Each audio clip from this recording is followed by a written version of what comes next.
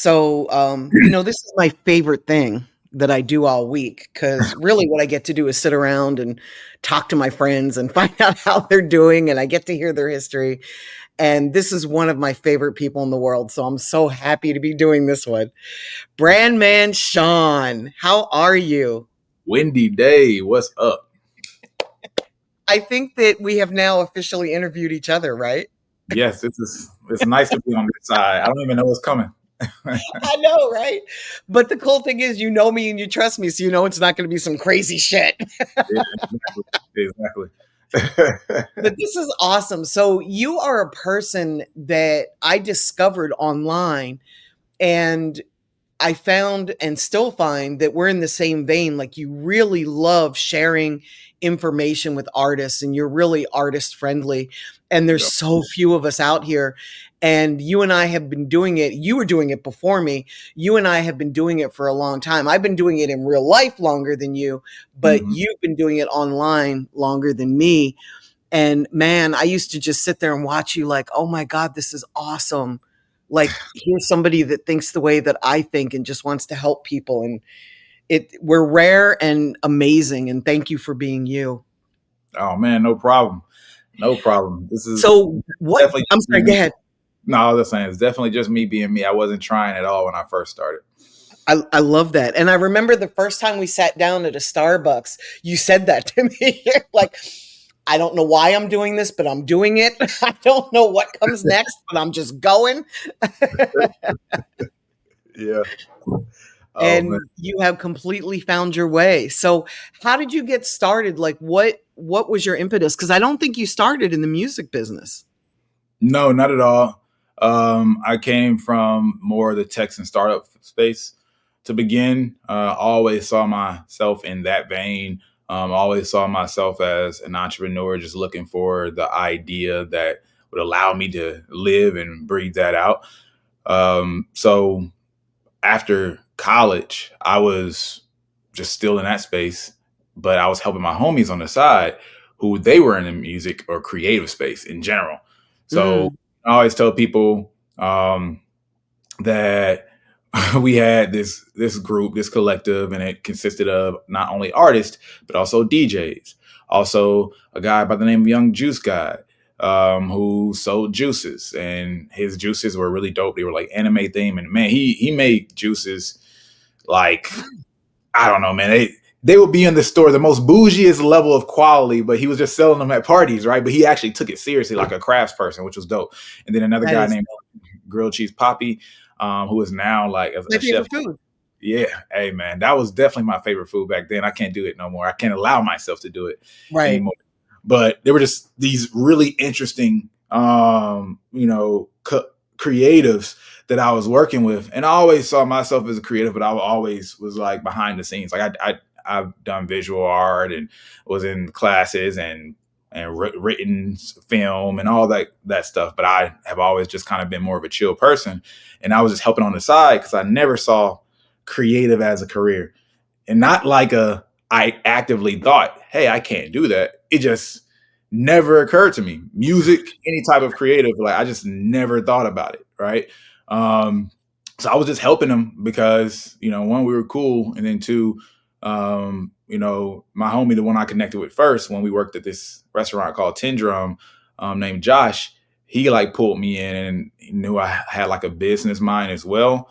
So I would help Mm, construct everything. Next thing you know, it was like my turn because I was helping everybody else's event. They're like, "Hey, Sean, it's your turn. You're a yeah, part of what the do you collective." want to Yeah. do? I was like, "Huh? I never thought about that. I never thought it would be in my turn. Right? I didn't do anything." Right.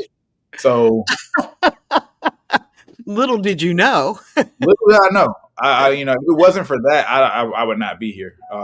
Because doing that, I looked at it as well in terms of how I think from a creative canvas standpoint. What would I want to see? Like, it's weird that I have a predisposition to do something that businesses and marketing people constantly encourage, but it doesn't come from the same place, which was like, what do I want to see that's not there, and what need can I serve? Right. So like my festival that I ended up starting because of that. It was one, there's these spaces that I would be in college, going to these clubs, and it'll just be like, I'm tired of this. I really am just standing here rubbing up against people. So then I started going to these artsy events, and the artsy side of things, it was like, to me, the exact same energy, except it was like art on the wall. It's just it's a little bit different. People dress different. Everybody swears they're so different than everybody else, but to me, they're all like the same We're all the people. same. Like most of them are the same people, and that's I've been in so many different pockets in life, and always found myself like an insider slash outsider, no matter where I go. So I looked at it as like, well, they already have these things done, so I don't want to create something that I feel like is doing a good job. So I'm really only going to move into a space, typically, that I feel like no one's doing a good job here. Otherwise, I'd rather just promote the thing that's already dope, right, and just help that. Right. And Right? help that grow. It was literally how I even started my channel. So, but I created the festival, one, to like help create a platform for those guys, and also to serve the need of what I wanted to do. Like, how could I stimulate myself? Like, make it enjoy. Where would I want to go? So it was this indoor festival concept. And on the creative side, the thought process was, how can I stimulate everybody? Right. Like, in the Mm, same way I would want to be stimulated. Like, if I get bored, I don't want to have to leave. I want to go to another room, right, and just experience a different vibe. Right. right. And there were so many different rooms. I end up renting out this house that was like, not a house, a school that was like 1920s or something like that. And it's crazy that I even did that. I had like no money, but the opportunity, it was just the opportunity. Like, it worked out, You're so right? much alike. like, I don't know how I would do that now, and I have way more money Right. now than I did then. It was just, Right. it just happened. It just Um, all the stars aligned. all the stars aligned, and it's actually knocked down now. I hate it because it was like really unique architecture. Oh, So what people think about when they think school, it's not that. It's like older architecture, more European inspired. It was in East wow. Atlanta, and it was actually right behind some other building that apparently used to be like some kind of jail or whatever. That was beautiful. It was also like, in terms of architecture. I guess everything looked good back then. It didn't matter who it was for, I guess. I Right. guess, yeah. They made it pretty. So running out the entire building, and had this entire experience, the way I thought about it was very much so user experience. So Mm, my through line is product and marketing. All right. I'm not like hardcore product and hardcore marketing without any consideration of the other, because to me, it's hard for me to separate them. It's like the same thing happening in different places, which is like, what is the person's journey? All right. And what is their experience? Because every touch point is building your reputation or taking away from it. Right. one or the other. Yes, sir. That's, it's just like that simple. So when I thought about little things of like, when do they come in? What does the entrance look like? And then how are the rooms set up? Like, one room, like, it was the outdoor room. It was inside, but before adding grass everywhere on the inside was a thing, right? It was Wow. like grass on the ground and vines hanging from the ceiling, and we would have the artsy neo soul acts perform there. Then there was another room that was like lit. You know what I mean? And we call it Right. party pat room because there was an episode of this show called Adventure Time that was like a party. It was like this episode in the belly of a big old bear, and it was a character called Party Pat. So it was like lit techno type vibes, and people dancing and smoke everywhere. Then it was like an underground, I wanna dark. come here and shoot content. Yeah. You said what? I wanna come here and shoot content for my Oh, artists. it That was sounds actually, great. it would have been amazing for that. I didn't we didn't think about it like that at the Of time. course, 'cause we didn't have it wasn't this was before content, Yeah, right? it was literally like that. And if you look at, so there was another room that was like a high-end museum, right? All white walls, had all the visual artists. So in this mind, I'm still not in the music industry, right? This is just arts, All right? visual. Yeah. All different types, right? We have artists here, we have visual art, like music artists, visual artists, other different forms of artists, like everything in between, and people who are building merch and crafts, and like all of Wow. it was there, And right? grilled cheese Yeah, and juices. Yeah. all of it, right? And then Yeah. This is great. even thinking down to all these little details, like there was a surprise at the end of the night, right? So we opened a couple of rooms, all right, we let everybody flood in. There's a thin hallway, and now they start to experience all these different rooms. And oh, hey, guess what, guys? There's a downstairs in the basement. That's where we're having like the lit Travis Scott type energy. Is smoking, is red lighting everywhere, right? That's what's happening there. Wow. Then at 11 o'clock comes, call everybody into the hallway. Yo, yo, yo, like everybody to the hallway, everybody to the hallway, as many people as we could get. And then it's school, so hallways aren't like huge and it's long. And at the end of the hallway, there's these doors. So then we open up the doors, smoke comes out. They start seeing floating things and lights everywhere. And we had like a surprise glow party at the event, right?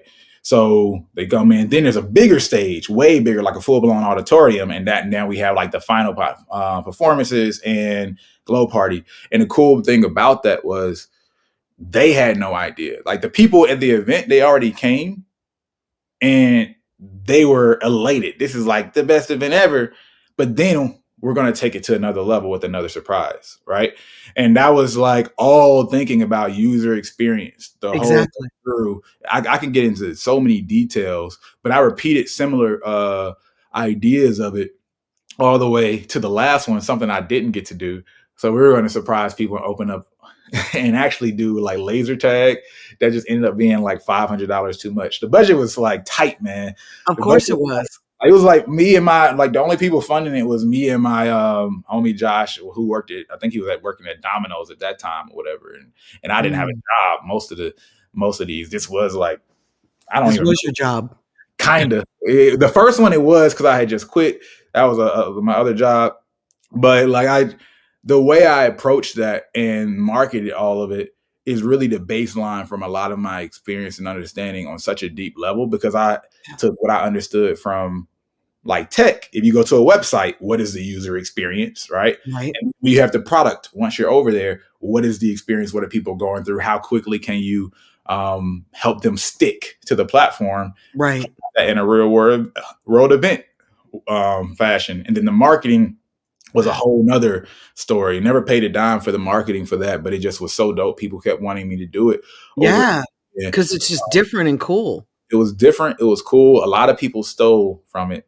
I'm never going to like go too hard on this, but a lot of the artistic culture or a lot of the types of events and format like were inspired from that and by people who will never, and people will never people will never give the credit, but there was a lot going on at that time. I'll just say that there was a lot going. No one had did the multi rooms or in the way that we were doing it like that, especially to that level before that. But I'm aware of some of the names that found out or over there, and I never know. And I was behind the scenes. I wasn't like a guy. It's not like people were following me. It wasn't until like the late in the second or third that people even started to find out that like about me at all. They were going to my friends and saying, "Yo, man, can I get onto your event?" And they'll be like, "That's Sean event." And they'll be like, "Who's Sean?" Right. Because I was like, double, Me. I never cared about being in front of the scenes, but because of that,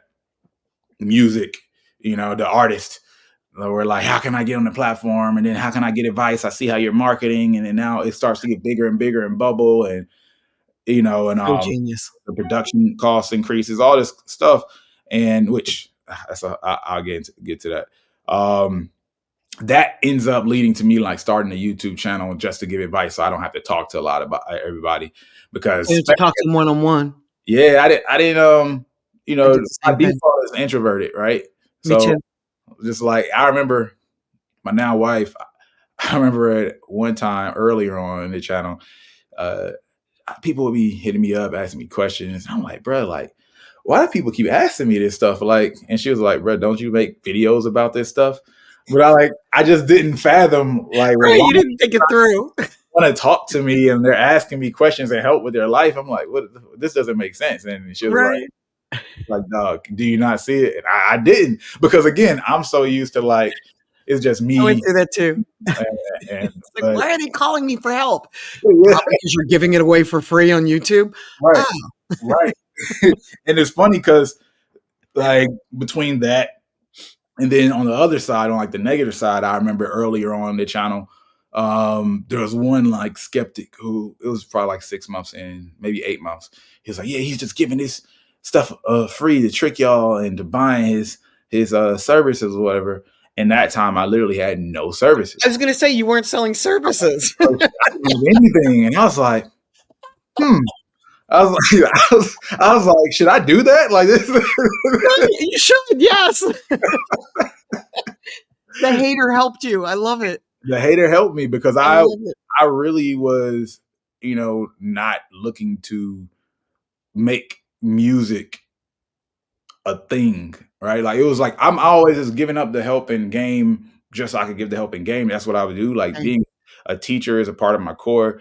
I care about Same. people. Like artists just happen to be people. I don't really like say, oh, just because you're an artist, you're entitled or you need more help or coddling. I'm just Mm, helping people I because I do. help Yeah, people. And I love to help people. One of the areas that I care about the most to help is within business and economics because I feel like it empowers people, it right? does. It's So the way like, out of the struggle. it just happens to be that's a huge need in the artist space, especially, right? And that happens to be my bag. Yes, especially artists of color, Yeah, especially. Yeah, yeah, for I sure. love that. I can't wait until Web3 becomes a little bit more understood and popular Mhm. because you can build your school in Web3 and it will be just as cool. That'll be interesting. Yeah, I'm waiting to see like how that That would be awesome. yeah how that happens because I do want to formalize things like even more at some point down the line. It's such a great idea. Yeah. Yeah. We just have to see how Web3 continues to chug along the time period. Or I Yeah, was one of those people who were super hyped about it during me the too. hype period because I also had an experience I had just seen a lot. So again, coming from the tech space, I wasn't new to the term blockchain. I wasn't new to a lot of those terms. So it was Yeah. weird to me because I would hear about it over there. And then all of a sudden I'm like, wait, why is everybody talking about this so out of nowhere? Right. So if you ask a Because lot we're of, bandwagon jumpers. That's yes, why. but for one, it was just like weird because, and to all of a sudden hear people care about it, which that didn't look anything or act anything like the other people that I remembered cared about it. Right. Yes. But more importantly, having more experience at that time, and I'm never going to get this answer probably, but I, if you ask a lot of people around that time, I was going around asking people like, man, like who is behind this marketing campaign? Because there is marketing going on right now. It's no way you go from it's not being talked about at all, And then especially it's everywhere. and then it's everywhere. Yes. It's everywhere. I'm like, man, there Yes. has to be a couple of billionaires that are, hey, That are pulling levers like yeah. somebody. And then, of course, after a while, we know the snowball. So then it's working for itself, right? Yes. When you build a hype machine. But I'm like, Yes. this ball didn't just roll off the hill by itself, man, because that shit came Yeah. out of nowhere. That's Agreed. how I felt during that period. Agreed. I'm finding that to be true now with the word super fan. I think if I hear the word super fan one more time in our industry, I'm gonna start shooting at people. Super fan, direct to consumer. It's going to go Yes. through its wave. Those are elements that are principally right, and they're Yes. always going to matter. But the way Yes. that But they're they're being pieces of the pie. They're not the whole pie. pieces of the pie, they're not holes, and it doesn't discredit the things that have to be done to get there. Right. Correct. Right. Correct. But right now, because people are incentivized, it's the message is being pushed and yeah, the message is being pushed in a hype fashion, but not relevant for everybody just yet. Right. I'll leave it at Right. that for now. And we're such bandwagon jumpers that you see the whole crowd like all move at the same pace over to one thing, and then somebody else starts talking about something else, and you see everybody at the same time moving over to that thing. It's really quite funny. Yeah, man. I mean, I think It's bad. in general, the world is like a follow Followers. Yes. mentality, and Yes. people are chasing waves. But Yes. I've heard this about the music industry from people like you and others who have been in it before me. It really is like one of those reactive industries. Like Yes. it feels like nobody knows what's going on. Very few people know what they're doing, and they're just following and chasing waves. And of course, if you're in a position, then you can take advantage of waves and leverage waves. It's not like you aren't supposed to chase trends. That is a actual part of this business, right? You do Mhm. need to understand trends, Absolutely, you do. but there's a difference, than from truly understanding like what's going on and what's a wave, what's hype and not really credited, where I should put that much effort leaning over this. Right. Right. And that's what you always. Meaning all your focus. You should Yeah, not put all your exactly. focus. You Yeah. always have to manage, like, okay, I see this thing is happening. Do I skip this? Is this really a blip? Is this going to be a lasting trend? All right. Like, how much of my current business or whatever I'm doing, whether that's on the artist side or the executive side, do I actually put into it? And sometimes, you might be at risk at missing a really big moment, right? Yeah. Because this is also an industry I've realized where people make careers off of moments, and it could Yes. just be one moment. Yes. Yes. so so Yeah. yeah, you have to be shrewd for sure, and I get it, because it is industry incentivized chasing the trend, especially when you only need one moment to all of a sudden say, hey, I was attached to this moment, and now I just got to talk to enough people to level up and get a few promotions if you're on the label side or whatever that flip looks like. I get it, but I think in this indie space, especially, you'll see more and more of the people who truly understand over a long enough time horizon. Agreed. Agreed. So what should an artist do first? I mean, obviously they're making music and I'm going to assume that the music's good. So what can an artist do first to stand out, because there's so much music out here? Do first. Mhm. Or All right, second, like so in the that beginning. so this is those are like two questions the way you said it in my head, because do first versus do first to stand out are two parts of the journey. To me, do first is like really start getting your music out there, start to get feedback and understand like who's gravitating around it, get a better sense of your audience and who's liking Mhm. your music. But Mhm. doing first to, and of course, there's multiple different ways, TikTok page, Instagram page, Spotify in general, the DSPs or whatever. There's, we can get deeper into any of those individually if we need to, but do first to stand out. Now that takes a little bit more strategic thought of who likes what I'm doing, right? Right. And what are the other artists that those people like, right? Right. And then I'm starting to form some sense of a lane based off of their perception That. and what they like, Right. right? And now that I know my lane per se, right? I know artistically that sounds like restricting. It's not, right? It's not. It's actually Is it? empowering, right? It is. Other way of seeing stuff. 'Cause So, it's your tribe. You now know where you fit in. yep. And once you understand that lane per se, now you got to figure out, how do I stand out within that lane? I want to communicate to that lane and stand out to that lane, because branding, right, is all about your placement and positioning. If I got on a hoodie right now, Mhm. if I'm standing next to 50 guys in hoodies, then I'm not really standing out. But I go to Wall Street and all these guys are suited and booted and I'm in there with a hoodie, I'm standing You're out, standing out. right? Yes, you are. A lot of artists made this mistake in the SoundCloud era, thinking I'm just going to give myself a bunch of tattoos and have colorful hair.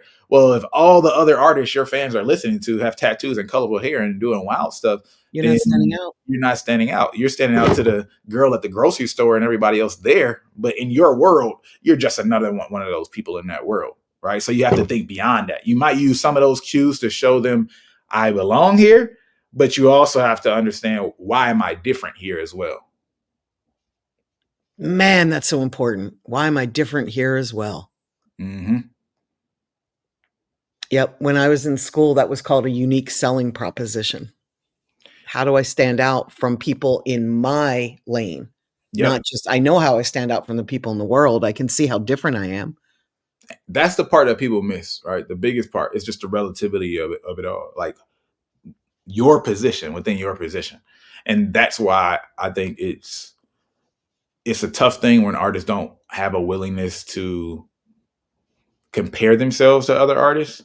And of course, I always say, like, you can use the tricks, or like, hey, again, it's not about your perception, right? It's about who other people tend to compare you to, right? Or who Exactly. other people just that like you tend to listen to. It doesn't even have to be, are they comparing them? Right? People are naturally going to compare. We know that. But if we want to be completely delusional, all right, what concert do I belong at? All right, what playlist are they tending to listen to me at? Whatever device you need to do to stroke your ego and get to the end goal, right? The end goal is I just need to figure out the perception that exists, because the a lot of times people think that the brand moves that they're making are building the brand that they imagine.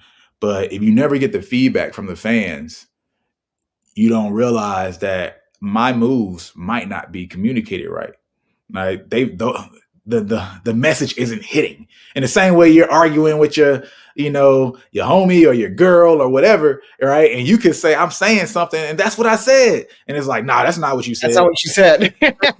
To your brand, right? So it's the marriage between what you intend to communicate and how you want to be perceived and how they actually perceive you. And you have to figure out, how do I find a happy medium? Mm, I love that. You know, we could stop right here and it would be a fucking phenomenal interview, but I'm going to keep going. All right. So, one of my secret frustrations, and maybe it's not a secret, I'm pretty loud about it, is that artists will sometimes they'll focus more on fame than on monetization. Where do you stand in that? I mean, on a realistic level, the way I think, like outside of being in a business, how it's just a regular Sean thing, is like, all right, man, well, if that's what floats your boat, I don't really get the fame thing like that, but okay, but you have to understand, right, that those two are not the same thing, right? And you can have a disproportionate level of fame to the amount of money you have, right? Let's just Right. units, right? We got money units, right, in dollars, and we have fame units, right? So you could have 5 fame units and have $20, right? But you could also have 100 fame units and $20. One situation is like, Mm, outperforming. One is I'm underperforming. Even if I'm getting more money, let's say if I had 100 fame units and I have $50, well, still you could have more money based on the level of fame you have. You're just not monetizing it correctly. And right. and the thing is, it's not always perfect in terms of the measurement, right? It's not a 1-to-1. I have 10 fame units today, And so I have $10. $10 today, right? So Right. there's moments in time where you have to lean in and go from 10 fame units and $10, and I'm going to keep $10, but I'm going to keep going to like 50 fame units and then focus on monetization again. The most important part to me, because there's no perfect way to do it. The people's opportunities, their Right. fan base is monetized differently. All right. Some almost don't find monetize at all. So you got to find other ways to get your money, right? It's not perfect, but it's important to know that they are different, and then how to leverage each to enable each, depending on to what level Right. you care about fame and what level you care about money. But just to expect, because I have one, I'm supposed to have the other is where people have their issue. I love the way that you just illustrated that, because that's very true. There was a point where artists coming up are more famous than they have money, Mm-hmm. and they have to play catch up, and not everybody can do that, because Yep. sometimes you can be super famous and be broke. Mm-hmm. It's not easy to leverage fame into money. Yeah. And a lot of artists, they feel it in that order, right? If you just go about how artists communicate, you hear the artist that Yes. doesn't have any fans and much going on, they Yes. feel like more people should see them and recognize them. That's Yes. fame talk, really, right? If you break it down. But then when they have fame, all of a sudden they want to renegotiate record contracts, and then you feel like, I have this level of fame, I should have a level of money that has to do with the amount of fame I have, right? Exactly. They kind of feel it in the proper order, in the way it works in music. That is a lot of Yes. times, right? Because this is a more celebrity industry. I don't care if you're indie. For most indie artists, it might not be on the same industry scale, but it is some level of It's the fame, same. right, Yes. to monetization. So, I think that again, as long as you understand that there's a difference of these things, then you'll be all right. And then allow the disposition you have to determine what you should focus on. Okay, right now I'm feeling like I'm not getting the amount of money worth that I'm worth. Then now let me think about what that infrastructure looks like a little bit more. Don't complain. That means, oh, well, I haven't been focusing on it enough because it's not the same thing, right? Oh, my money is leveling up. And this is when it starts to get weird. I got so much money. I feel like the world should know like I got money, or I I am, yeah. what I mean, or how much I'm killing it. I guess if that's your thing, you know what I mean, then Right. focus back on the fame game and then get out the narrative of everything you've done and everything you built, or just how much you're killing it as an artist, right? But allow that, how whatever your personal measurement, to determine what you should focus on. I like that, the "How Much I'm Killing It" campaign. It's really what's happening. It's like, he's like, oh, okay, this is what he wants us to know right now. I've seen the last few interviews and the articles popping up in music business worldwide. That's and this is the thing though. There's a reality that comes to this, even more on the exec side, I feel like, than artist side, but both. The somebody just sent me a message. That was a cool sound too. the I don't know how to enable it. Let me cut that off. All right. There's a certain amount of I'm killing it that the world does need to be aware of to leverage on a business level. Correct, in order to grow in your career. And that's the part where someone who has a default of like, I'm just chilling and doing my thing, might feel a little tension. Right? Because it's like, man, I don't even care like that if these people know, but I need to have like a PR article that my business do this. So does this. So when I'm talking to such and such and I'm trying to get an investment, or I'm trying to be taken seriously in these rooms, it's going to open certain doors, right? Yes. Because I know That these, was cool. yeah, it was cool. Because I know these people, because my business has accomplished this, and now it gives me a certain level of credibility. It becomes a resume, right? That's really what it is. It's like a real world impact, living, breathing resume. No difference than what you're writing on LinkedIn. Oh, he worked at Google, and Google has a brand that precedes it. Yes. In a lot of ways in this industry, because it's more individual, right? A bunch of individual contractors and so to speak, entrepreneurs, and you have to constantly put yourself in a position where your resume speaks for the next job. Right. Right. It's, And that's true, especially on the business side, but even on the artist side too. It's very difficult for me when an artist has a song that grows faster than their brand. So they'll have a song and everybody knows the song, but they don't know who performed it, because there's a disconnect between the artist's career and whatever that hot single is. We had that happen with Little Donald when we were working Do Better. It was frustrating because people knew the song, but they didn't know that it was him. And for us, it was a lack of marketing dollars. We did that song initially with no money. So the song grew faster than his brand.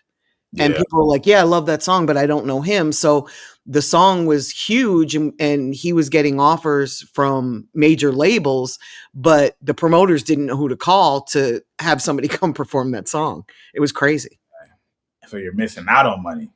Exactly. Leaving money on the table. Yep, and then that's a perfect example. Right, if people don't know, right, the money can't flow. Like Exactly. it's hard. So you do have to get the image out there to a certain point, right? In Yes. traditional cases, it would be a company, right? But you are a You company. are the company. So Yes. you have to put your face out there. And I've seen so many moments missed, man, in this industry for multiple reasons, like lack of understanding or lack of Funding. funding. And but the end all be all is not a label. It really does pain me to see that, to this day, people would watch videos and they still just dismiss everything. It's like, no, man, X, Y, and Z artists are just doing what they're doing because they have a label. It's like y'all can't talk about how labels don't do anything and y'all don't need labels, but then say just because someone has a label, that They're guarantees winning. Yeah. success. Like, which one do you want, Which right? one is it? What Exactly. flavor of the day is it? And I've seen, right, that yes, a label can help with certain things, but Yes. Label can be great. a label A now label is can not a also label. not be great. Right. Like that's in multiple ways, right? A Mhm. label today is not a label back then. And more importantly, I think if artists were more aware of all the failures or how much labels can mess things up or how little understanding, right? Labels have, then I think they wouldn't just attribute all successes to other artists Exactly. to having those type of systems and things going on. Because it really, I can't remember her name. It might have been Lisa. It was like a black lady, and she was like a motivational speaker. But I remember she said something, and I loved how she said it because she said, "Don't make me extraordinary, right? Just to really become an excuse for why you can't do it, right? It's like Mm. extraordinary. I'm ordinary and I'm doing this, right? But you're Mhm. making me extraordinary, putting me on a pedestal or my position or and my achievements or situation on a pedestal to then discredit why you can't do it too, right? Right. And I see with people, that's what inevitably often happens when you say, "Oh, that person's only winning because they had X, Y, and Z." But I'm like, all right, well, let's point to all the people who have famous parents with money and they want to have a rap career, they want to have an acting career, but they don't. You know what I mean? Like Yep. we we see it all the time, and we still haven't seen the son or daughter. Let's just stick to the rap world, like of a past rapper, right? That's great and on a certain level, be considered one of the best, right? So until we have like the I'm top, crossing my fingers that it's Damani. Damani has the potential. I think he does, Yes. right? Like in a Yes. real way. I think he does. I But hope it's him. if we're But you're looking, absolutely right. Like Rakim has a kid that raps. Eazy-E has a son that raps. what's his name? Run has two. All right. Diggy Yes. was doing his thing for a minute. I don't know exactly what happened to Diggy, but Diggy was doing his thing for a minute. But like I think so when you see and when you have to work with and you get reached out to with from all these people with all this money and you see the money that gets wasted and you realize it's so much more than that. Like what it becomes down to is competency, luck, and of course grit. But like I've seen situations where it'll be a song going crazy, like things doing well, um, but the artist and the collaborator, right, have a little falling out in the moment that the song is taking off. So no music video, no follow-ups, nobody's posting. So it just cuts off. I've seen a moment where an artist was having a song and things were going super crazy and like then he reaches out and like, hey, let's get connected and like figure out how to take advantage of this moment. I'm gonna put X, Y, and Z dollars together. And I'm like, that's not the most amount of money, but it's enough that we can keep turning things up and maybe get you another position.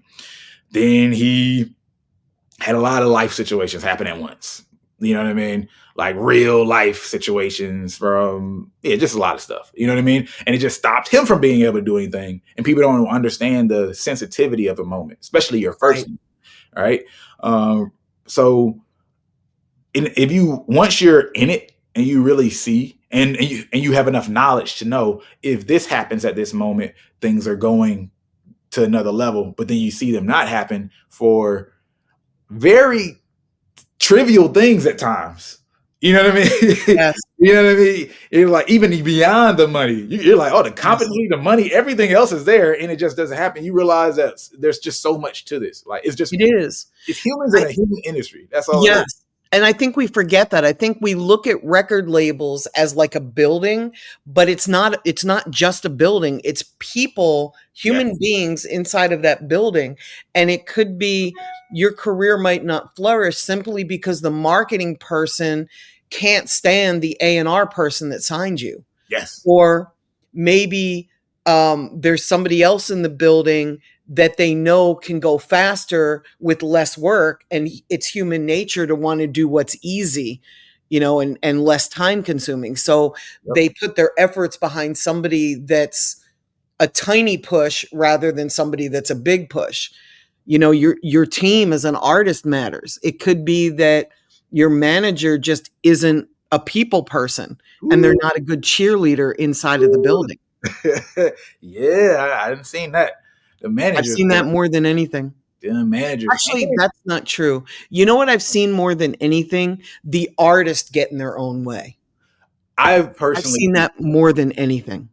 I didn't know if that was like how many people's experience that is, but I have more experiences with most that are like directly artists just because of the way I came in the game. So Yes. I've definitely seen that the most. And Yes. just people, man, they get so in their head. I remember Yes.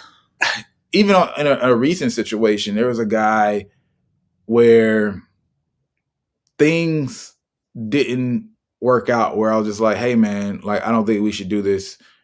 Cool, but like no bad blood, but I don't think it's the right position, etc. And he's like, well, you don't see my value now, right? But you will. And my big thing was like, dude, to get this far in the process with a me, like I believe there's value. Like, and we were actually making concessions, like trying to figure out a way to do something where our capacity was already full.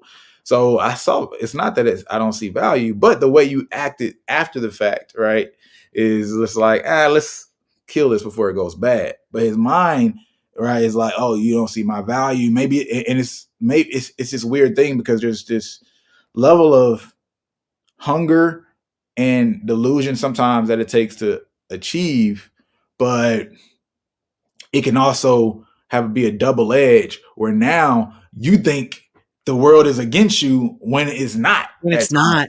Yeah. It's just like, nah, bro, you're overthinking it. Like, it's not that. It's Right. just like, hey, I have a life and I was making concessions, and then you're going to bring in more energy than my team could take on.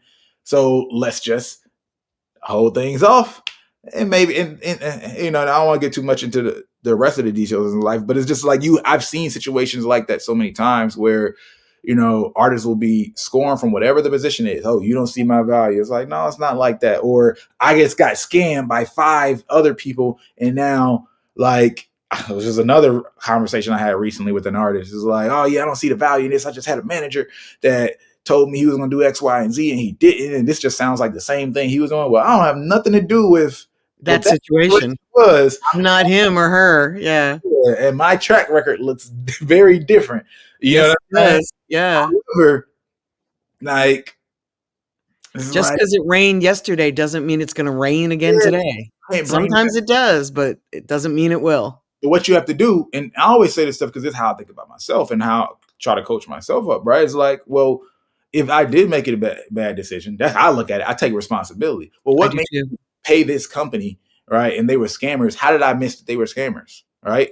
Like I don't take the risk, Sometimes people are great scammers, but you catch it in the first month and then you right? stop. And then You don't go 6 months down the road. well, that's another thing. That's still on me, right? Because I got to get sharp enough where I can catch it quickly enough, right? True. Like it reminds me of what I call the ego trip, right? We all like have our ego to manage, right? And people won't like this because the J. Cole situation is an analogy, but they don't like what he did. But so everybody has an ego. We are all managing it.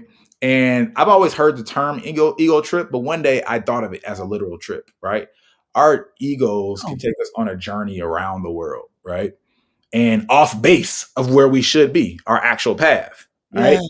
But as you mature, if you mature, hopefully, right, you should be able to shorten that journey. So it's taking me around the world. All right. And now it just took me for a wild ride, but now I'm back on path. However, I got there. Next time I went on an ego trip, I went from Atlanta to China and back. Next time I went to the airport, but I was like, nah, bro, I'm not getting on this plane. Caught it. Yeah. Next time, I got in the car and I was You like, caught it. oh, I'm just running back in the house. Like I caught it. And the whole idea is to catch it as quickly as possible and get back on Yes. the path. But the hard part is, especially in an industry like this, is an ego trip can come with benefits. You can get praise for ego trips, right? Because you won a rap battle or you went off on somebody or whatever happened, right? You can get praise or you can go viral for an ego trip.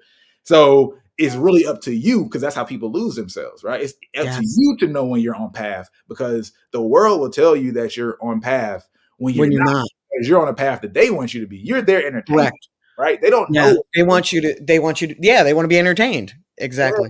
So, you know, I I think of everything from, that kind of basis. It's more about understanding who I am and what I want to accomplish, what's important to me or not. And I think for artists, especially to not get lost in the sauce, that's an important thing. But executives as well. I think we Yeah. we talk so much about artists, and I've been thinking about doing this for a long time. But like just some level of encouragement for executives to be just as indie as we encourage artists to be, Artists, yeah. because Well, they're just so not. you know, there's gonna be more executives watching this than artists Oh, because really? they're the ones that wanna learn.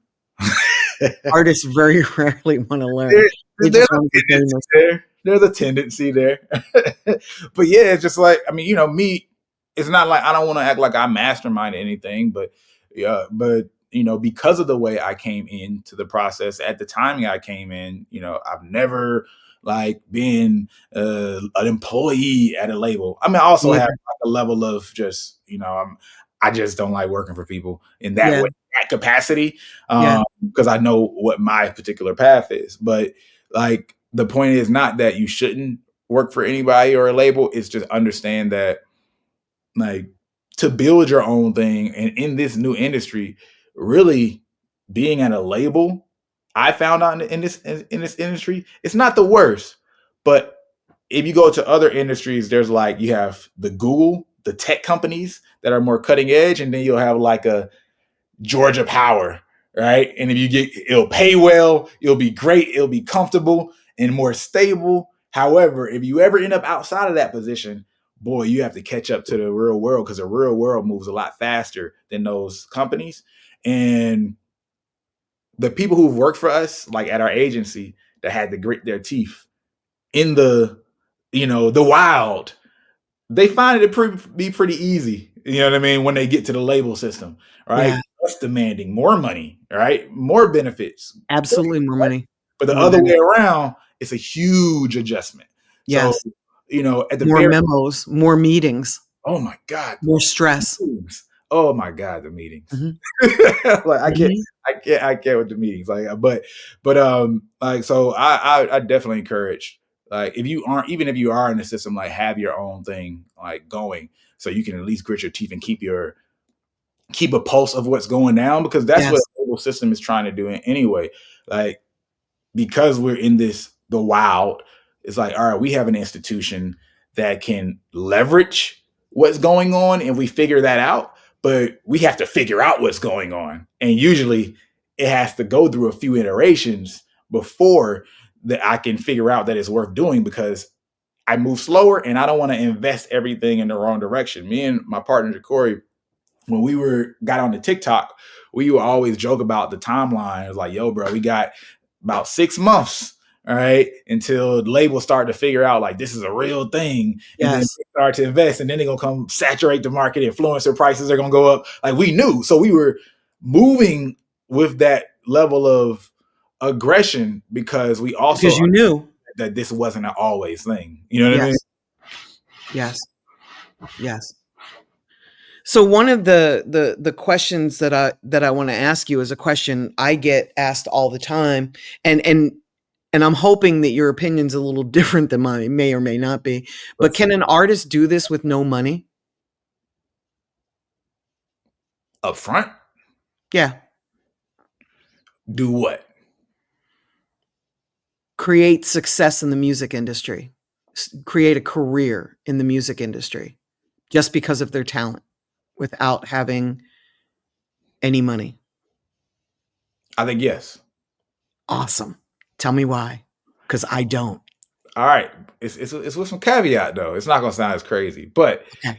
like, yes, because you do have social media, you can blow up organically if you really understand how to leverage people, build relationships. You can go Mhm. pretty damn far, right? And then start to make money and then use that money And to then fund yourself, right? Flip fund that yourself, money into right? yourself.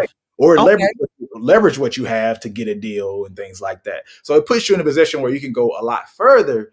However, the ones who have that as like a way of how they really got into the game Mhm. are always going to be few and far in between, few and far. Between And my thing that I don't like about today on a social level, right, in terms of how we talk about things in society and even down to a business level, where we try to make the abnormal the normal, right? Like, hey, let's normalize. It's like, no, that's a standard deviation. You can't make the deviation the norm. That's why it no, is that's deviation. why it's a deviation. Normal to have deviations, but you can't make the deviation the norm. If you Correct. understand what I'm saying, I and so absolutely get it. we will look at these 1%. My clients are not the norm. They have money. They have investors. Exactly. So it's like we If have to they look. were the norm, I'd have a staff of 90 and be a record label, Oh, see that we would and I definitely be moving. don't wanna do that. And we would be moving different if artists were like if money came the way they came in other industries, we would be moving Right. different. I'll Correct. just say that in general. Correct. Like you take the skill set of a you, uh, a me, many executives of what they accomplish, right, and then you put that in another energy, their counterpart, right? You realize it's a sliding scale. It's like, oh, you would actually have 10x the money doing Right. the same equivalent of work and money and achievement, right? Right. In some other industry, but that Correct. industry just happens to have way more money. Like I was Yes. talking to like I think it was the recorded music industry was like 60 billion, or we're going to get to 60 billion. One of the Goldman Sachs reports or something like that. Mhm. Maybe not just recorded, but like it was multiple facets of the industry, and they were saying It was 60, everything. Yeah. right? Like Google is bigger than the industry. Than the industry. You know Exactly. what I'm saying? Like, Google you is have like one company in tech. exactly. It's like One you have tiny company in one tech. Well, not tiny, but one company in tech company, and there's is way bigger than smaller. the entire music industry There's as a so whole. many companies that are Yeah. like worth half of the music industries, more than the music industry. Google is just obviously a well-known name, so I'm mentioning them. But Yeah. there's like, so I think when you put it in that perspective, and I think I come with that just because I came out, especially from tech and just but outside the Yes. music industry, is like, yes, there's a lot of money, but it's tighter. It's a lot tighter. Like when you work on a big budget artist, well, a big artist, and their budget is like way smaller than you would think, Right. for the brand, how that artist has to move, how that artist moves, you start to wonder, like, all right, is there not as much money in here? When you start to see so many artists make more money outside the industry and than that, and they start to actively make those moves, because you realize, okay, they aren't getting their full value. The celebritization of their brand is going to be monetized most outside of music versus in it, Right. right? Right. And I would watch, let's say, Steve Stout with somebody earlier on. Just when I came into the industry, I just like looked at the people that I paid attention to. It was like, oh, all the artists got their money from something else, or not being traditional. And then I would look at like a lot of the executives. It's like they would go into real estate or they would go into other industries. Like Steve Stout did the marketing and paired with, Transition. Yeah. So it's like okay, the ones at the top all have like are getting at some point to get more value, they're leaving music, right? And I'm Yes. not saying you shouldn't do that at all, right? Right. Ever, but you see more people doing it than you would find in other places. Like the man at the top in healthcare isn't like, hey, I need to get into music to make more money, right? Right. Like, Or I need to do a deal with Samsung for all the hospitals yeah, to it's make like, extra income. I just need to come up with another healthcare business, right? I don't have to Right. figure out how to use other verticals and industries to maximize the value of my industry. And that Correct. just goes to show how, again, like things are tight on a macro level, and I think people are constantly feeling it down the line. And we personalize it like man to man, woman to woman, artist to label. And don't get me wrong, there's a lot of mismanaging of money and misallocation of who should have more. That Yes. still is within it, but it gets aggravated even more by the fact that there's less here, and you actually tend to find that type of behavior in industries when in pockets where the money is tighter. Right. Right. It amazes me to look at somebody like a Taylor Swift, where measures her the world is measuring her effect on like the Super Bowl, or when she's touring, they say, oh, this city where she came and performed live, she has made X amount of dollars for the city. She's brought in, whatever. And I don't want to quote a figure because I can't remember what the figure is and I don't want to be inaccurate. But if she's bringing that much value to this one city or to the Super Bowl or to whatever she's attached to, and then you look at the budget she has for promoting and marketing her music, it's like, wait, what? The output and the experience is bigger than what she is allocated to create that. It's amazing to me. What do you mean by like how much she's allocated? So with her budget at Universal, and I don't want to use numbers because I always try to be as accurate as possible, but the money that she is spending to market and promote is not commensurate with her effects upon the world. So if she's performing in Pittsburgh, for example, and she's bringing an extra, couple of million or almost $1 billion into the marketplace in the day of her performance through restaurant sales and merch sales and hotel stays, for example. I mean, there's been articles written about the Swift effect, Right. What her movements bring to an area. It's not in proportion to the amount of money that she gets in a budget in order to do her thing. Yeah. And that blows my mind. I think it's a weird thing though, right? So on a straightforward level, I understand it, right? It's not the money that you're bringing in. However, there's so many stakeholders, right? Like the restaurant, like it's like, yeah, you brought in more business, but we're also not like partners or anything, right? Like you brought more people to the city. So I think it's hard for the label to put out more money for that, obviously, because again, like because we're they're not but benefiting from that. I mean, they are benefiting from that, but they're they not are benefiting in a directly. way. You're right. It's one of those things, so it's hard to measure. But I think that what I've seen, the artists at that level, the people at that level, and companies at that level, the medium is, all right, government. You know what I mean? Like we're gonna have to figure out something. Like what are we gonna subsidize? You know what I mean? Or like how can we? Like we have direct conversations, like Taylor Swift was talking to, and the government was involved in bringing her into Brazil, or maybe it was Argentina. It was one of those Wherever it countries. was, yeah. I'm pretty sure it was Brazil.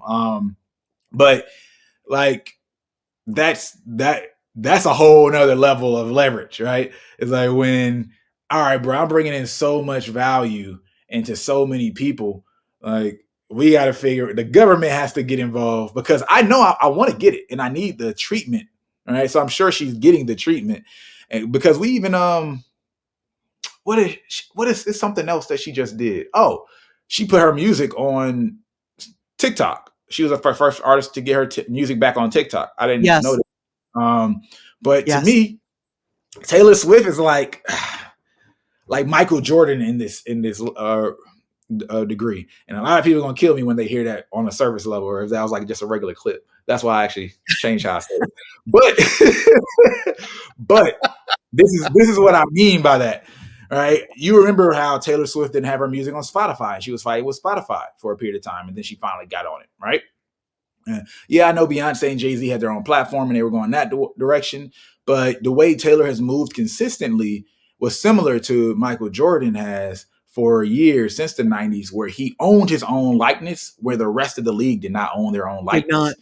Exactly. So guys who play video, you would know there will be some games where Michael Jordan just wouldn't be a character on it because they didn't come with the deal. They didn't come with it, yeah. there. So he's moving as a separate entity, and it's always interesting when you see those people who have that leverage to Yes. like to truly like sit out and then make sure it fits whatever their specifications are, whatever that might be. Yeah. I don't know why I'm mentioning this, but I'm gonna mention it. I was just reading an article the other day, about how when Taylor was fighting with Spotify, she was fighting for, like, all artists. She was saying that, "I'm not doing this because it's not fair for everybody. It Mm, wasn't it's not fair for me, it's not fair for everybody." And she mm, stood on that. With the TikTok play, she didn't use her power to help everybody. It was like, "I need to be there, I'm getting back on." mhm. Yeah. It wasn't like, you know what I mean? So she was kinda Yeah. taken to task for that. And again, I don't know why I'm mentioning that. It triggered in my head when you just said that. So maybe it'll trigger That's something to somebody yeah. watching.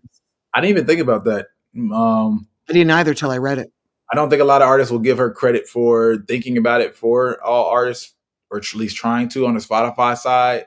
And of course, it's easy to like, talk shit about her for being on TikTok TikTok. without the artist. The She's interesting done thing, so much for artists though, like, she's really leveraged her really power. has, Other right? people have not.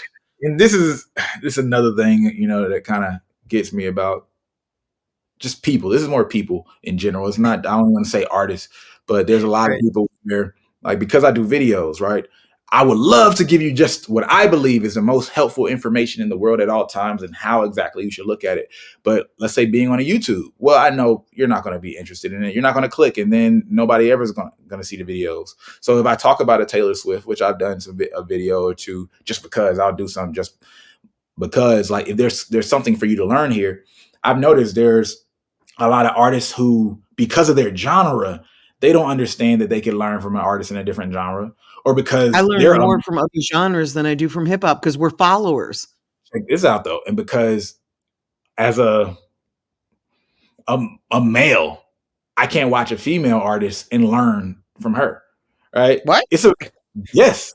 This is a constant for whatever reason. People, the thing is, I've noticed that people want to learn from the artists that they like, right? And in many ways are usually inspired by and going down their path. And it's like, well, that's why it's hard for you to break out and be better than that artist or create your own lane, because you're not studying artists. Like if you In other find lanes. something from Taylor Swift's lane and then bring it to people who don't even know anything about that, right? Or understand that, you can break out in a different way. Like, what is the thing that makes sense for you? Kanye does it in spades. Like Kanye used to take, I mean, he still does. Like part of Kanye's an artist, of course, right? Beyond just music, but he's far more of a marketer, one, than he would ever admit. And two, he has a great talent for seeing. He has a great taste and understanding of how to put things together and Correct. introduce it to an audience that normally would not digest what he's given up. Right. So the people who were like, oh, I care about all this art and these things, a lot of times they're going through a vehicle like Kanye. But if it wasn't for Kanye or a certain hype machine introducing it, they wouldn't be interested in, I don't know, let's say the ballet or that particular Japanese art form or whatever's happening Right. outside of that, right?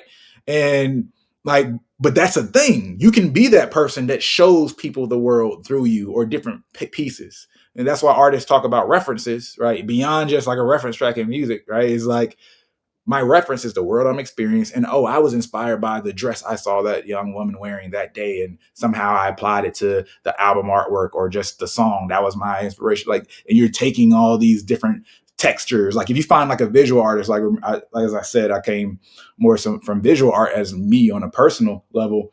Like, you might find a material of rocks. You'll have a room with all this random shit that you've been inspired by, that you've collected from the world.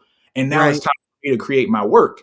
And how do I take the world experience and the things Pieces. I've Yes. seen pieces and give it to these people in a digestible way? Right. Right. But artists don't. I'll say this: like I feel like a lot of artists don't really like art like that, which is interesting to me. Uh, and there's a difference to I me. agree with that. I was like, do you even know art like that? Do you study art like that? It's like, I know you like No. music. No, But there's a lot of artists that are doing this because they've seen other people use this as a way out and they're following that path.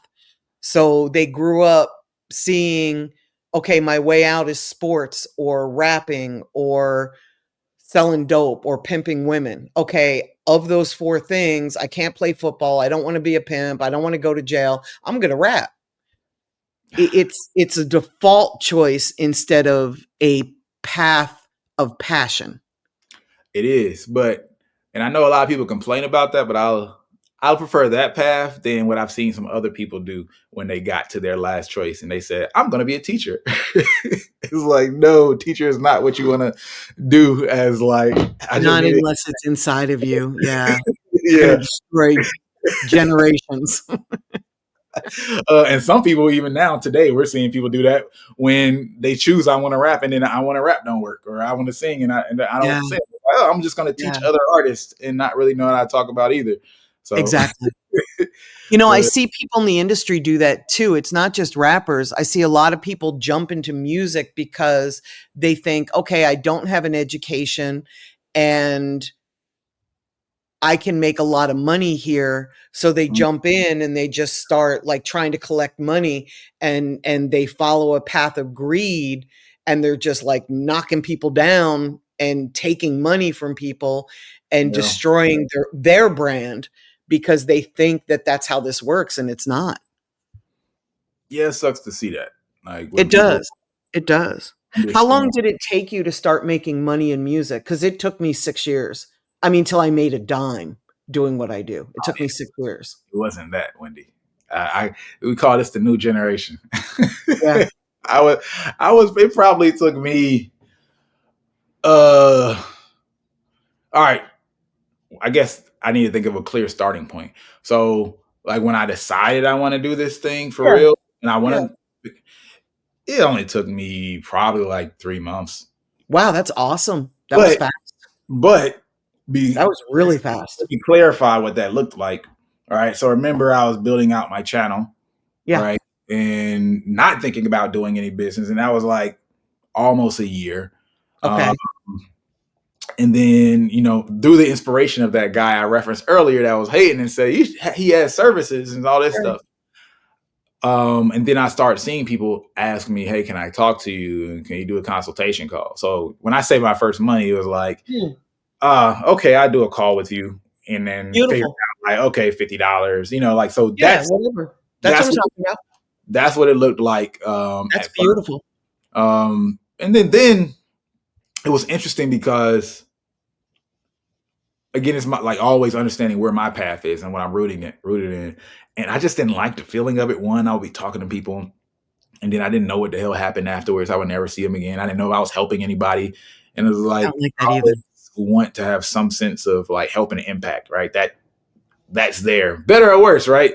Yeah. Because wanting to make an impact sounds great until you realize what that looks like or what you turn Yeah. down sometimes, right? But I so that led me to like stopping consultations for a while, thinking back, and then like, oh, let me create this workshop program where I was like taking people through what I would do before. So I had a stint where I was like a teacher in a nonprofit before music. I also was like basically a teacher even when I was in college because I like started these entrepreneurship programs where That's people come awesome. in and I would teach them, and then also I wrote this book and I was going into the jails and teaching, right? So it's like I'm always going to teach no matter what I do. Like I said, it's about helping people in the economics and success and business and mindset. Like those are just things that Yes. are matter to me.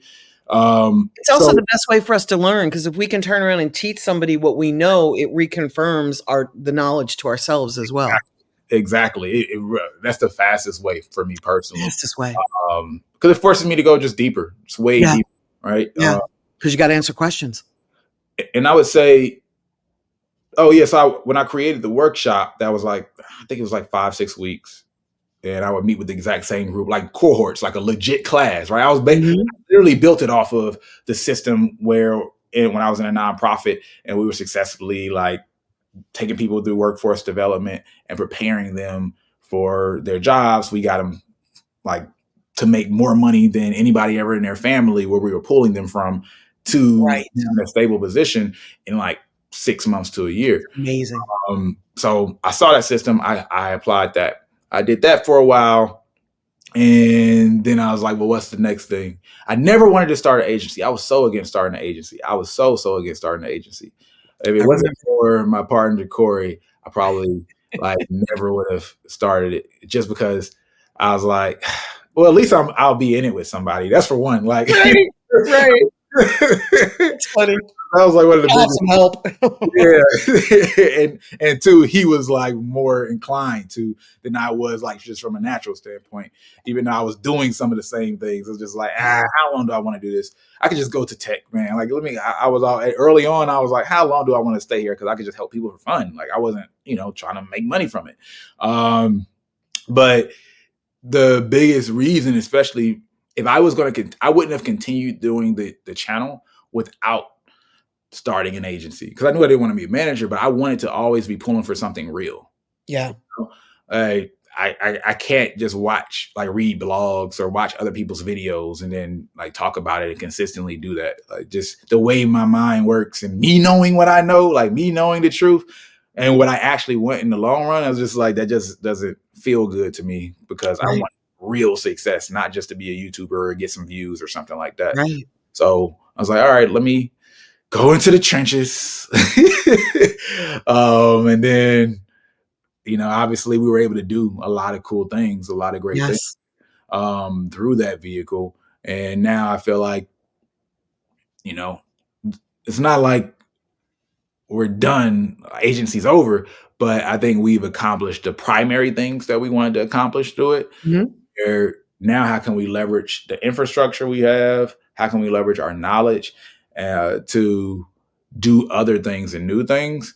And I don't think that's going to look like what anybody else would imagine, because most people just say stuff like, oh man, y'all should start a label or something like that. I think in the same way that we got to where we got to in a weird equation, where we're going to move and how we leverage where we currently are is going to look probably a lot different than a lot of people expect. Tune That's in cool. for that. Tune in for that. I will. I'll be in the front row with my popcorn, Talk to you about that stuff offline, whenever we talk and stuff anyway. and I will help you any way that I can. I appreciate that. Are there any books or seminars that you've taken that have helped you, whether inside of the business of music or just with life itself? And this podcast is really to help people become better people, not just better artists or better industry business folks. So I want to open that up to like anything that has positively impacted you in life. Ooh. 22 Immutable Laws of Marketing. I love that by, I think it's David Ogilvy or something like that. Yeah. I met him before he died. It's Really? the only time it's the only time I've ever been tongue-tied in my life. Wow. I was in the presence of greatness. He was autographing exactly that book for me, and I was in a bookstore, and I said to him, give me one. Actually, I cannot imagine you not being able to talk. That's hilarious. Isn't that funny? Yeah. Yes. Like, Yes. I love that Yes. book because it's just so simple and straightforward. And it's just based on his experience and knowledge, and it's him giving back. It's sort of like Ray Dalio's principles. He reached a point where he said, okay, I'm a fucking billionaire. Let me give back. Let me tell people how I did it. And that's what David Ogilvy did. And I love that. Every time I put something out, like I want it to be like that, like from experience. Yes. Yes. It just hits different, It's way different. And that's what I love about you, because not only do you talk about your experiences, but they're your experiences. It's not like you interview other people and then you retell their stories. Yeah. It's like, and that's cool too, because there's things that other people have done that you may not have done and you've learned from it, but you're coming from a position of experience, not a position of just asking others. And I think that's really important.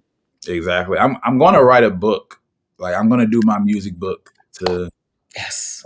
I've been like working on it for a while. Good. Do an audio version too, because your voice is awesome. I'm not going. Yeah, I'll do that. I didn't think because my Good. voice is also. I thought just because people don't like reading, but I think I listen and read books. So like when I'm driving, I've always got a book. Right now, it's Build the Life You Want by Arthur Brooks and Oprah Winfrey, which is amazing. oh, I'm gonna check that one out. Yeah. Yeah, especially the I'll audio. send it to you offline. I don't read anywhere near as much as I used to, but that's one of the things I want to get back to more. I used to read crazy amounts, Me too. but I'm yeah, like back to it though. I'm doing a book a week right now. ooh, And I have been, next week will be 1 year. that's amazing. Hmm. That's amazing. I would love to be in that bag. I'm gonna get on that bag again. Yeah. Um, I didn't think I could. I didn't think I had the time. And then I said, you know what? I'm going to wake up an hour earlier every day so that, and I read at the end of the day. I don't read in the morning, but I wake up an hour earlier and start my day earlier. And it's given me enough time in a week to finish a book. That's crazy because so I woke up earlier when I was writing my first book, pre-music and everything or whatever. And I did Mhm. so much by like waking up earlier and getting it done. But I can't imagine waking up earlier and then living my normal day out to have time at the end. To me, that's still a level of discipline because I've always had trouble with ending my day. like to just then stop and then write a book or stop and work out or stop to spend it And on. do whatever. Yeah, Yeah. I But usually have to wake up. you're also married with kids, right? I'm not. I have no partner, I have no Yeah, children. So I can be a little selfish with my time. that might that might have something to do with it, I It has a guess. lot to do with it. I promise you it does. Promise you it does. Because the reality is if you had an extra hour in the day, you'd probably want to spend it with your loved ones. Yeah, Whereas for me, I want to spend it feeding my mind. That's what brings me joy. yeah, yeah. I mean, I still want to feed my mind too. Yeah. Balance, Uh, right? Balance is yeah, love. yeah, but yeah, that's So that's. are there any other books besides the 22 Immutable Laws Mm, mm, mm, mm, mm. or movies? Lean startup is good. Um, I also feel like people should watch the Hollywood Reporters Roundtable that they do with actors year on year. Pick any roundtable. Those are one of the most just the richest conversations. Really, I'm not familiar with that. And why don't we do that in music? I'm going to go watch them so that I can do that. I've asked myself why we don't do that in music. Wendy, I think especially you. I'm so glad that you didn't know about this. If I you don't know about when you this. look at it, you will be amazed that this happens. It's Hollywood Reporter? Yes, you will be Okay. amazed. And somebody who's like really geeking out about just industry, business, creativity, you will be amazed because like they do it every year. I think it's around Oscars or something. That makes And sense because everybody's in town. right, so it'll be like the comedic actors, Oh, right, this is from all cool. these different movies that you would never see. They're having real conversation. It might be like Denzel Washington. I don't know, Pierce Is it Brosnan. called Off Script? Let me see what you have. It shouldn't. I don't think it has a name like that. It's Hollywood No, Reporter roundtables, and it looks like it's maybe 10 different people. Like this one's Andrew Scott, Coleman Domingo, Jeffrey Wright, Mark Ruffalo, Paul Giamatti, and Robert Downey the Jr. right thing. But that's the off script branding of it. I think it's actually probably like an extra from the regular Got show. it. Yeah. Got it. So like check that out. And just to explain again, obviously, because some people are listening, the you'll have like the comedic actors from all these movies and talking with each other, the drama actors like who are like nominated, but then you'll also have like I don't know, the CEO of Fox Studios. So and the CEO of this other studio. So imagine if it was like Oh, Lucian Grange and whoever is the CEO of the other two, right, sitting down with the head of I don't know some of the indie labels, and they were all just there talking about the actual that'd business. be awesome. And this is like on a yearly basis, they're doing this type of thing. I'm like, why doesn't the music industry Why have? don't we do that? All right, it's so compelling. I think you'll like really like Wow. just geek out that like one that this is kind of cool to get that insight and see it that way, and the way they're talking about the business impact on everything, and what they also appreciate, because they're They talking talk about shit that's so different than what you and I talk about. They talk about market share like they're on some next shit. yes, and then they pair it still with love for the Music. art form, right? So Yes. also you might hear Yes. like, let's just say if Lucian Grange was like, I really love that, like that little, or it was crazy what that Little Baby album was doing this year. And maybe not from a full like appreciation of the art form, but also understanding the moment that was happening and how he was Yes. looking at it, right? Like it's Yes. like that type of thing happening from the executive level, but then you also had the actors talking about it, how they look at each other's movies. So it's like learning, you even, it's like if you're in a room of me and you talking about marketing and somebody doesn't understand marketing, they're going to hear things that they wouldn't see on a Right. basis. Like I told my trainer that I work out with that when I was explaining like Beyonce's marketing, and I was like, oh wait, no, that text message, that is something that they created and put out there. That's not like a regular text message. It blew his mind, right? So I love those experiences where I can do that in other industries and spaces, because Yeah. one, the music industry is all like ruined for me, right? From a fan, consumer, Yes. fresh eyes perspective. Yes. So I like to have those moments in other spaces where I can still have like a naive, A fantasy. Yes. and fantasy. So it's cool because my mind gets blown, and I still have appreciation in those spaces. I love That's such a great idea though, because even like putting like me, you, Ray Daniels, J.R. Ewing, Brian Calhoun, and what's my guy that runs Trapital? Dan, Ryan Runcie. man, yup. Imagine that round table. Yes, that would be great. But and imagine, like, and again, you got to watch it. Like, it's not, because I feel like when we get together so many times, like in the capacity that we might be together, like, uh, we will be talking.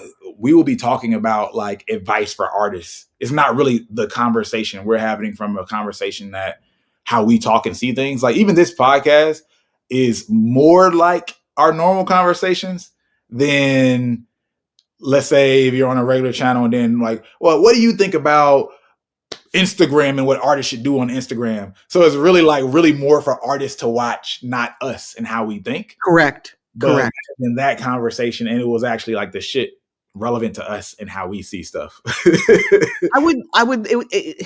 That would be awesome. It would be like going to a music convention for us instead of a music convention for somebody starting in the business and we're learning the basics over and over and over. It's like a next level conversation. Yes, a real conversation, not A a real panel. conversation. It's Like, like round table 301 as opposed to 101. You know yeah, what I mean?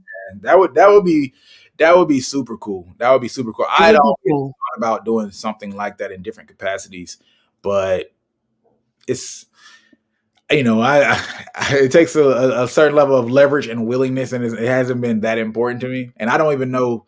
I love it though. I love the idea. I remember when I first started in music, there was a woman who was doing promotion at Columbia Records. Her name was Taish Harris.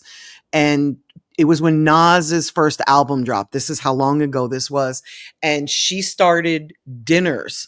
And what's cool is she used her promo budget for it. So she would invite different mid-level industry people. And I was one of the people that got invited, which is amazing because I don't work for a major label. And we would have these dinners and there'd be like 12 people at the table from all different companies and radio record labels, me that was, pro indie, and a couple of artists talking about how we were feeling in the music business and in life, how we balance dating. Like we talked about so many different things. It Right. didn't last very long only because we were all so busy. We were all breaking our careers at that time. We weren't already comfortable in our careers, but it was I forgot how incredibly helpful and valuable that was until you just mentioned it. We That is, need to do that.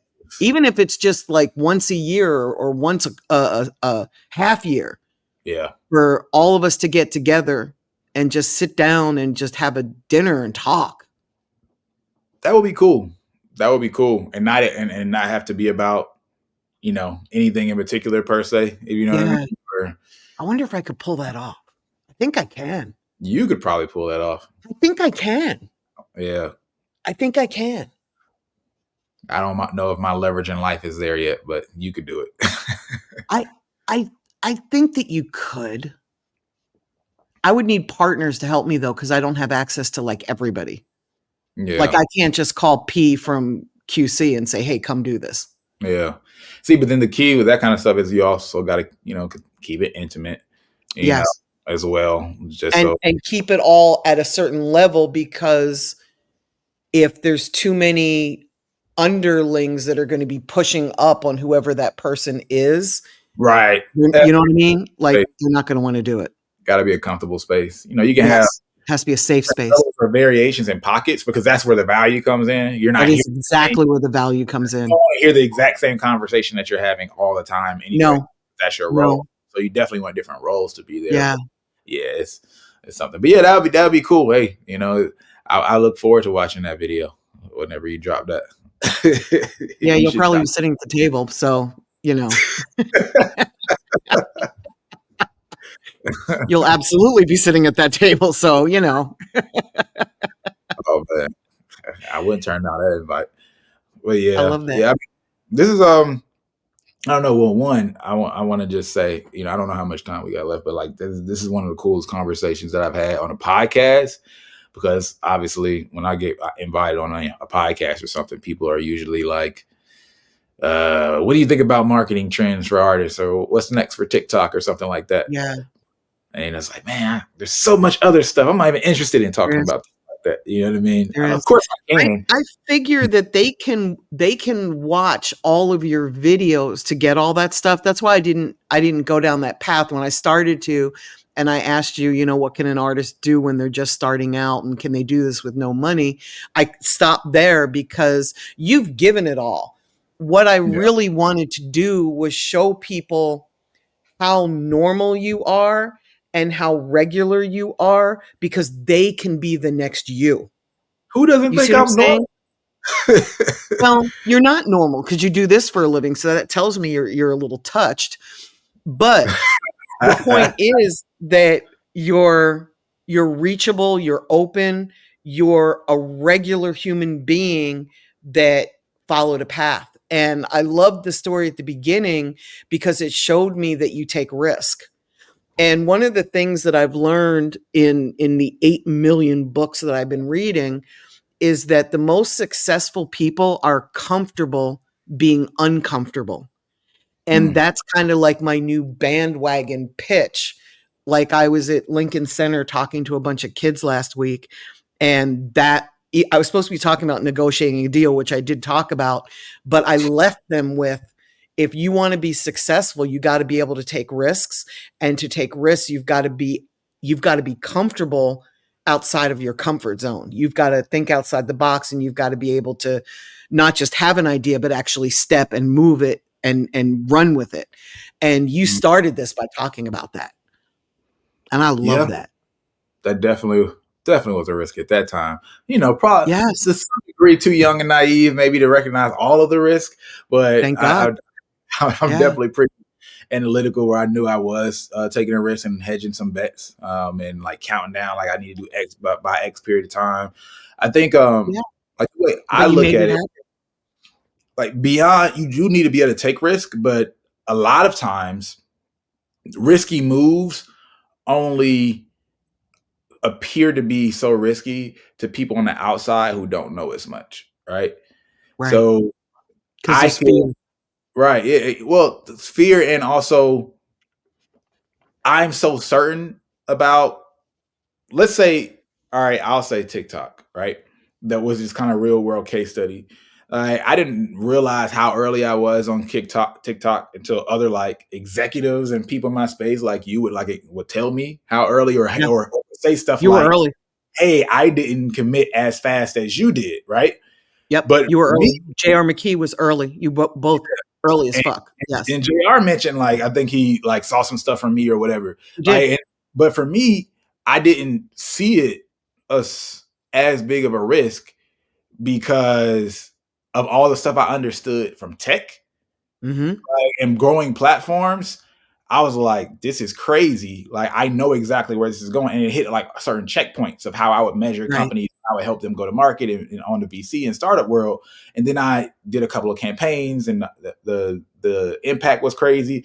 So I had a certain level of certainty and knowledge that appeared to be risky from the outside, but for me, it was It more risky wasn't not risky. to do it at the time, right? Right. After I got there. And I think another part of success that people miss, like if you could put yourself in positions where you have like this disproportionate knowledge to the rest of the world, knowingly or unknowingly, like you just where things that could seem risky like aren't. And I think Warren Buffett has talked about this in some way or sometimes, right? Where it's like, yeah, it's like I know so much about the company, it's certain I done the math already, right? I'm not just making a bet, right? Right.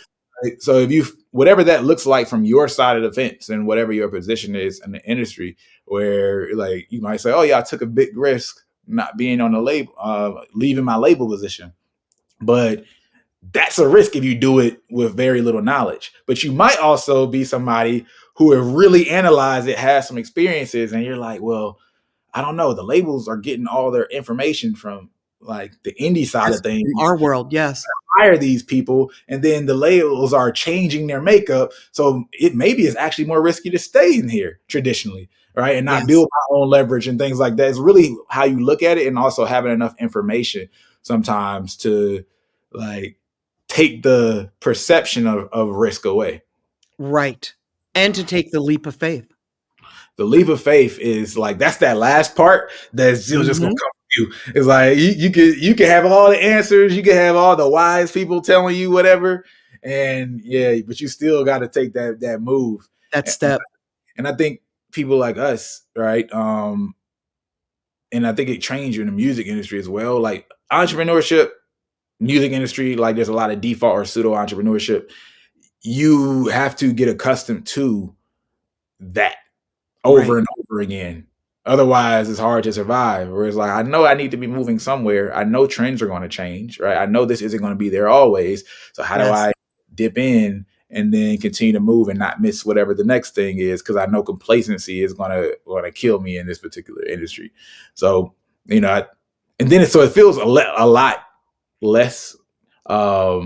It's just not as difficult to take that leap of faith. At some point, that's just how I move, right? I'm just skipping through Same. everything. It's just Same. skipping. Same. Just Forrest Gumping my way through. Hey, like that just is what it is. I I've got you. learned to do more of what works and less of what doesn't. It's really that simple. It's that simple. And It's that simple.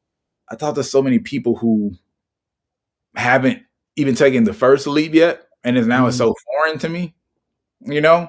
Yeah. Like and not even just it's not just being the fact that I am not used to not being able to take a leap, because there's still bigger and bigger leaps, right? That I still Yes. need to take and train myself to take. Yes. But just not just the lack of confidence that I feel like it comes from. I don't have that lack of confidence anymore, where I know that I will be able to figure it out. I was talking to somebody really close to me. I'm like, bro, You your trust your talent, judgment. where you are, the stuff you've done in the system on the corporate side, this person isn't even in like music. It's like today's entrepreneurship landscape, you would kill. You just have to have the confidence in yourself, right? And it also doesn't even look like what we thought entrepreneurship looked like before, No. right? It's like if you just had the confidence to take that step, and once you start taking them, you start to build a different level of confidence, and, Yeah. like, because it's proven, right? Yes. It's the two words. It's the difference between faith and trust to me, right? It's like you ask me to have faith in you, I can have faith in God or whatever, but like faith is that's I trust. Trust comes from deposits, right? I trust Yes. I have a level of certainty, right? Yes. And you start to trust yourself. It's nice to have faith in yourself. Like I think I can figure it out, but when you've done it, When it's you've like done it and you know that you can handle anything thrown at you, I can figure it yes. out. I can Yes. figure it out. So trusting yourself is like, man, it's such a gift. And again, that's the foreign part. When I talk to people and I can tell they don't trust themselves in that Yes. degree, it's like it's weird. I'm like, oh man, how Yes. do I coach somebody through this? But that might be like the next chapter of my life, like beyond music. Maybe I that might is. Maybe who that's the knows? next step. Who knows? You also don't have a fear of change, and I think that's really important. Like, you're not afraid of change. You're not afraid to do things that are different. You're not afraid to wake up and say, "Okay, I've been doing it this way for so long. I'm going to now try it this way."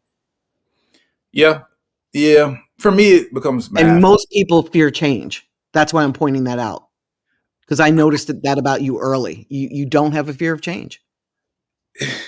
It's just like I'm somebody. I love stability. I do. I do too. But to me, the math, right? The best ability there is to be able to change and equip yourself to Yes, change. because life is gonna change whether you adapt or not. It Yeah. can't not. It can't stay still. It's Mhm. nature is constantly changing. It's constantly moving. Yeah. So you can either fight it or you can accept it. And Based on you have an ability to adapt to change that's incredible. because I convince myself over and over again that it's worse to stay here than to move on. Agreed. Agreed. Yeah. Agreed. It is worse to stay stationary than to keep moving. Yeah. I mean, in general, and also based on where I just want to be and what I want to achieve. Right. Like Right. Right. I remember I was talking to JR one time. I think it might have been like in an event or something, like where we were having maybe a little panel thing or something. But I talked about how we can, like a JR, someone who's done what he's done, even me to the degree I've done what I've done.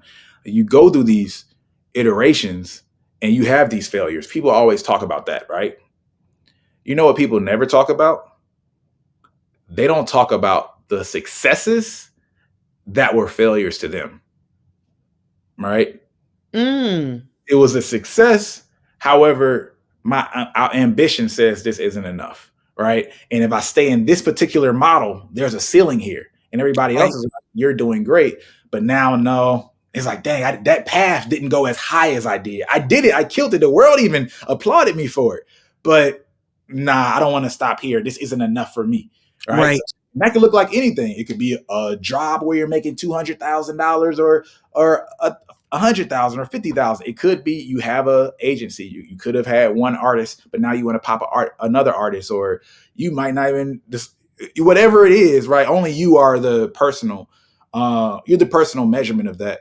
Of But course. if you get to a certain point and have done the things that we've done and more, usually you have to go through, yeah, I did this and I failed. I also did this and I learned that, that works, but it doesn't work for me. You know, and I would have loved to learn that didn't work for me by just someone telling me or vicariously being able to do it. But I actually had to do it, and I just spent 2 years doing it, and I was winning it. So I had to literally get to the dead end before I realized that this isn't going to work This isn't working for me. who I Yeah. want to be, right? Exactly. And that's a weird thing because again, like nobody talks about those and they didn't warn me about it. But it's hard too because people are hard headed when you're Yes. at some level of winning. Yes. Like, how do you tell me that this isn't This isn't really it. this isn't it when I'm winning Right. right now? You Right. know what I mean? Right. It was like, okay, go ahead, get to the end of that road. You'll see. It's like a labyrinth. You made progress. It's like, oh shit. Yeah. But it's also self-realization. Nobody can really tell you that. You have to be there. It's like losing weight. Nobody can tell you you have to drop weight, but you're going to drop weight when you're ready. Yeah. Yeah. I can see that. It's It's like you it's self it's a self-realization like, "Oh, I'm going to die soon if I don't change my lifestyle." Yeah, I guess. See, you think like I think. I mean, I guess you could literally say that, but also there's like a version of I'm gonna die to who I am, right? Jay-Z has this song called No Hook, and it's one of my favorite verses for him or songs, just for multiple reasons. And I know people don't love that album as much as I do, the American Gangster album, but he has this verse where it's like, let me see. Oh yeah. Um, he says, I wish I could remember the line before. I would have to go through the whole verse. Let me see. I get roll, keep my moving smooth, I maneuvering, do all maneuvering. All right. So I'm so for sure it's no facade. Stay out of trouble, mama said as mama sighed. Her fear her youngest son be a victim of homicide. All right. But I gotta get us out of here, mama, or I'ma die inside. Mm, So what he's saying is like, yeah, my mom's afraid that I'm moving in the streets and doing everything I'm doing. But if I don't get us out of here, I'm gonna die inside. exactly. So he has to take the risk. Yep. And then his next line is, and either way you lose me, mama, so let loose of me. Right. Right. So like that's kind of like what I think in many positions, right? Again, like something could be great, and ironically, I could go to a Dame Dash reference after the Jay-Z reference, where I remember him talking about there was a time where everybody thought he was winning, but he felt like he was losing, and then he remembers a time where everybody felt like he was a loser and he was on bottom, but he was winning, and it felt Right. great. He loved it that way, way Right. better, right? So like for me, it's always going to be like navigated by my internal and keep Yes. playing myself and falling prey to some of these industry things that bubble up that you hear about here and there, Mhm. over time, because my your heroes are not my heroes. That's what I tell a lot of people. Like, you know what I mean? That's real. And and I have to have the ability to like win on my terms. Like, Mm. you know what I mean? It don't have to look crazy where I'm shaking tables or whatever, but just more so a certain level of ethic, character, and you know, life that I want to do. Because hey, I don't want to have to be at a party at all times, or you know what I mean. But that could be winning to somebody else, so it's not even hate Yes. certain paths, right? That's hell So to me. yeah, like That or is so not winning to me if I have to be at a party at all times. Oh my god. yep. I made that decision early on the opposite, right? I was came in programming, right? Well, that's I went to Yes. school programming CS, but at some point I decided I love to like hack and build some random shit for myself, but I didn't want to sit behind a computer like as much as that took, and that was the job. Right. Ironically, I ended up sitting way more behind the computer than I ever thought because I didn't know the world was going to go this way. Right. Right. Exactly. but but it's still different. You know what I mean? It's still It is different. different Of, because it's you're not thrust behind the computer, you're choosing to be there.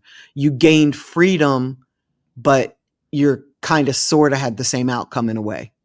yeah, I yeah, get yeah. it. I have a master's degree in African American studies, and I didn't pursue that lane because I didn't wanna write or teach, which is what I'd be qualified to do, which is really funny because what do I do now, BrandMan? I Yeah, write and I teach. yeah. So I totally get what you're saying. Exactly. Completely get what you're saying, So but I'm doing it on my terms. it's different. It's It's different. way different. I'm doing it in the hip hop world instead of in the scholarly world. Yeah. That would have been interesting, man. If I mean, come on, a white woman teaching African American studies, that would Yeah. have. Yeah, that would be weird. I'm looking at my screensaver on my phone and it's Malcolm X. So I already know that I think a little differently than most people. Yeah, yeah. So this is the most underrated fact about Malcolm X and Martin Luther King to me. Tell me. And I feel like it's a very rare breed. And it actually moves me just thinking about it. Um, Martin did everything he did, right? 1965, the voting and civil rights, like Mhm. all that stuff, right? Peaceful protest. Then what was it like 68 when it was like the March on Washington and whatever, something Mhm. around that, right? Had the Vietnam stuff in between. Mhm. But overall, if you just summarize it, he led people in one direction, and then he had that speech, "Hey, I fear I led my people into a burning building," right? And Mhm. then started to focus more on the economics, right? Mhm. Flat freeze frame on Martin. On Malcolm, his story, being in jail and then Nation of Coming Islam, up through the nation. preaching that word or whatever.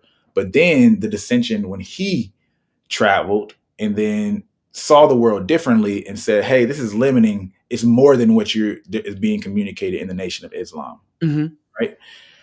Freeze frame on Malcolm. both of these very strong leaders that actually disagree with each other in many ways or whatever, Mhm.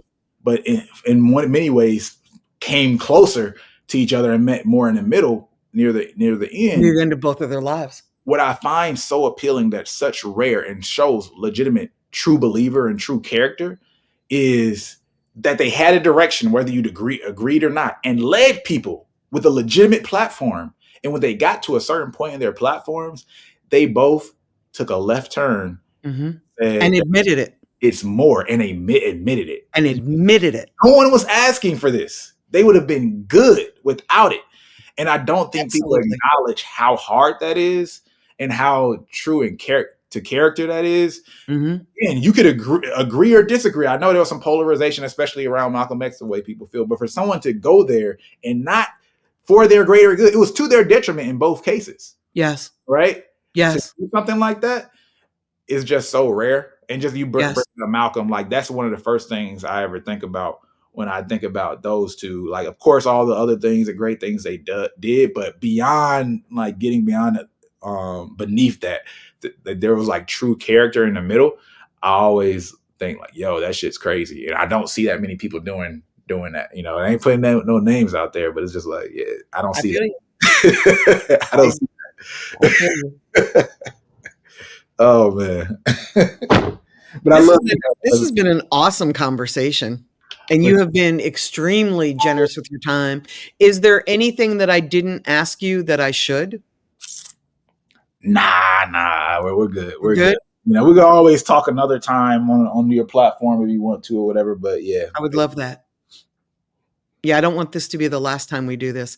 I also want to set up a time to have lunch with you whenever is convenient for you, or dinner or breakfast or whatever. So, because there's some thoughts that you had expressed when I last saw you, and I just read your last text to me when I was texting you, and I'm like, oh yeah, we never did have that conversation, like just you and I. So, whenever you have time, let's do that. yeah. When we end this interview, I'll give you a real like 2 minutes and Okay. synopsis, right? Well, here, let me end it now. Thank you for doing this. I appreciate you so much. For sure.